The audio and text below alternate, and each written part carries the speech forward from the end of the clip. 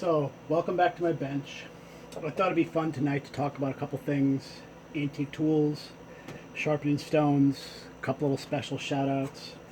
Um, but mostly, we're going to talk about lapping old rusty tool, cutting irons, plain irons, flat. Like, this thing is fucking crusty. Um, it's got a nice, fine bevel angle, but it is highly cambered.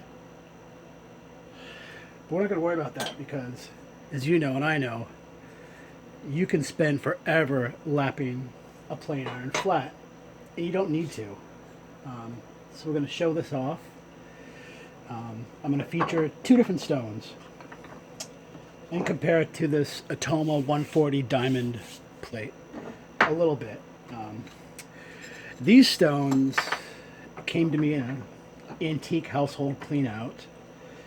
They're made by Bay State, a company in Worcester, Massachusetts, and they are really coarse but very highly friable, which also means you're always exposing fresh cutting edges.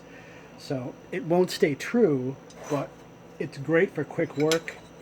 And honestly, I haven't fucked around with these a lot. I got some water. I got some mineral oil. We're going to try a little oil on this to start. These are really porous stones, but I just want to get that rust off the back. And you don't need a big plate. You just need this little thing. And you can see the machine marks and where it's already like the slurry and the swarf is getting in there, and it soaked that oil right up. So let's go back for more. And these are thirsty stones. You'd probably be better off soaking it in water. But look at that.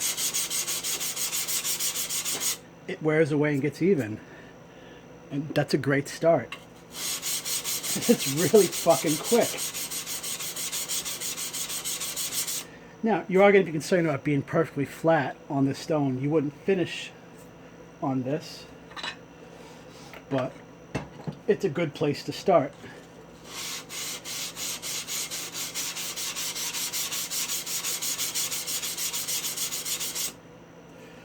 So we're looking pretty good just to start. Like, that's fast, quick. Probably not dead flat. That bevel is, it's pretty bad too. So even though it has that camber, I'm just gonna rock with it. You can see the stone scratching. We're getting a little of that bevel work. We're just playing around here. Like, I will bevel grind this square because I don't want to scrub plane this number 7. By the way, I picked this number 7 up from Anthony Samiglia. Big shout out.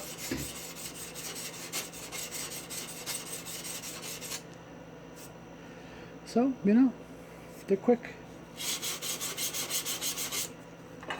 But friable. Like, the paste comes right off. You'll wear through these quick. My table saw bed rusted last spring. I had an white oak, deadwood oak, but green, and it oxidized. It was laying across my table saw bed. It oxidized the whole metal table pretty badly. But I lapped it clean really quickly. But that's how much of the stone I wore out. So whatever these actually are, like, it's like beach sand with the lightest matrix. But they're very quick, very friable. They're fun stones. I don't know if they'd have a permanent place in my collection because they're so transient because of the friability. But these would be great. Someone suggest they might have been commutator stones to clean up, you know, like brush motors, something like that. But you could use them like this too. You know, I mean, that's a great rust remover. And like, look at that, chamfered up, but cleans up quick and cheap. And what I also wanted to get into was talking about these yellow aluminum oxide stones. Anyone that's known me for a long time has known that I treasure these vintage, made in England, carborundum company stones. And for the longest time I thought they were carborundum, yellow carborundum, but they're not. they're probably aluminum oxide. And I geek out on these a lot. I lucked into a whole lot of them at an auction about a decade ago. And I sold a lot of them, and I keep them. They're durable as hell. Like, they will not wear in.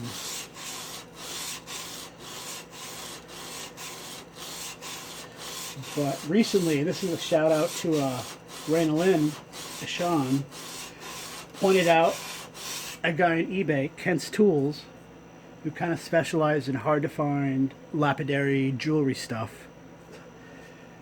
He's got about 20 of these 10 packs left, and he's selling them for like 32 bucks shipped in America. That's like $3 a stone. Highly recommended, because I do all my initial lap work on these coarse yellow stones. You don't need this big wide plate.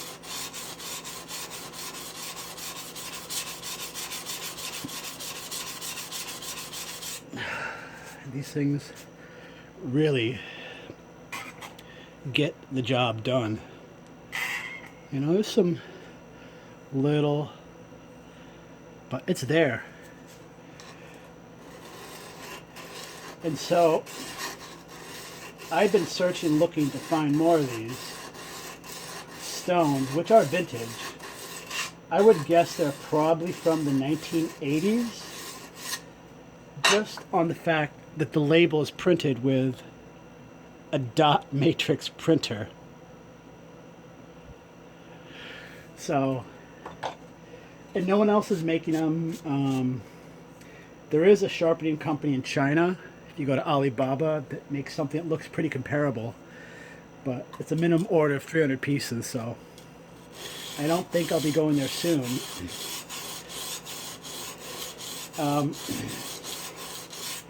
If you're curious about where to find these yellow sharpening stones, which I could not recommend enough, because they're fast and durable and so versatile, like how versatile you can lap and bevel with them.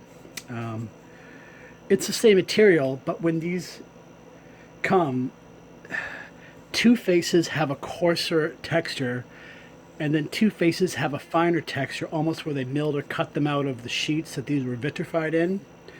You get two crisp, you know, precise 90-degree corners, and two edges are chamfered, so they're really versatile. Like, you can use them for everything from slipping a frog face. Okay? I'd use them for doing this. You know, slipping the back. And you can start to see quick action. I would use them for slipping the frog bed. I'd take the tote off to do that, but you can get in there and do that. Something I like to do on my old Stanley restorations is polish the embossed numbers. These work perfectly for that. It just has a little pop factor. I'm not going to go crazy on those right now. I also like to polish the wing walls a little bit, so then again, little yellow carborundum, aluminum oxide stones to the rescue.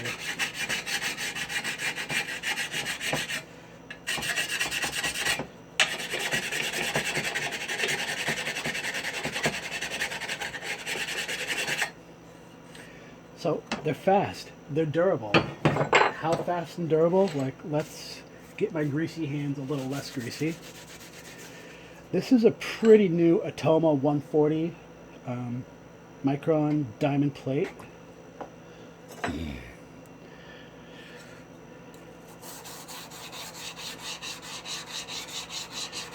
So you know it's dead flat.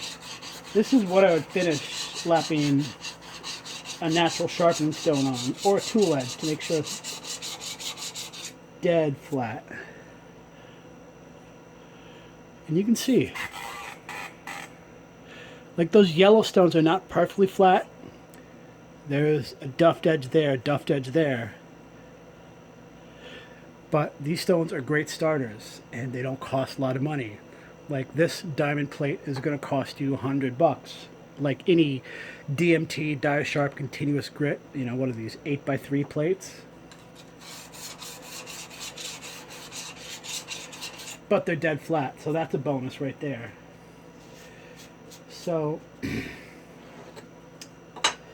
all this came up because I was talking to another friend, Will Adams, tonight about sharpening stones, washitas, clean them up, use the silicone carbide powder.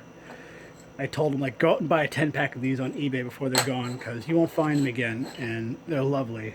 So that's about it. Cheers, folks.